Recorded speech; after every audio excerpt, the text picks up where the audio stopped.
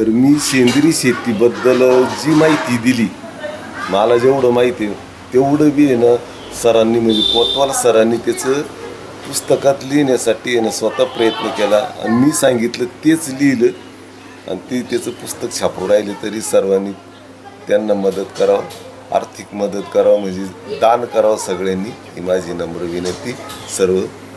नाही, याच्यात असं आहे अण्णा की जेव्हा आपण पुस्तक छापतो ते टिकाऊ राहिलं पाहिजे. म्हणजे यावर्षी पुस्तक आपण शेतकऱ्यांना वाटलं तर टिकाऊ राहण्यासाठी कागद चांगला पाहिजे, चांगलं छापलं पाहिजे, चांगलं छापलं गेलं पाहिजे. आणि दुसरं असं की ते टिकाऊ पण पाहिजे. आपण समजा साध्या कागदावर छापलं आणि कसं तरी छापलं ते एका वर्षामध्ये ते फाटून जाईल. आणि म्हणून चांगल्या क्वालिटीचं छापणं जरुरी आहे. आणि म्हणून आपल्याला जर आर्थिक मदत मिळाली जाहिरातीच्या माध्यमातून तर आपण चांगलं छापू शकतो, तर आपण चांगलं छापू शकतो. आणि आपला किसान सहाय्यक संघ हे काम हाती घेतलेलं आहे आणि त्याच्या माध्यमातून आपण हे करतो आहे. तरी सगळ्यांना विनंती आहे की अण्णांच्या सोबत आम्ही जे कार्य उभं केलेलं आहे आणि आम्ही प्रचार करतो आहे सेंद्रिय शेतीचा, याच्यामध्ये सगळ्यांनी आम्हाला सहकार्य करावं ही विनंती माझी. सर्वांना नम्र विनंती. धन्यवाद.